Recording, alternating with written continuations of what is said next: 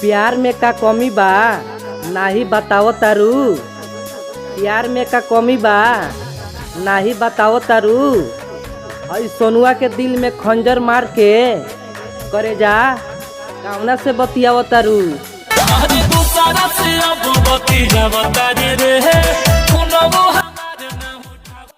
तो भैया लोग अपना भी नाम के शायरी वीडियो बनवाए के चाहता रहो तो नीचे कमेंट बॉक्स में कमेंट कर लो और चैनल के सब्सक्राइब कर लो।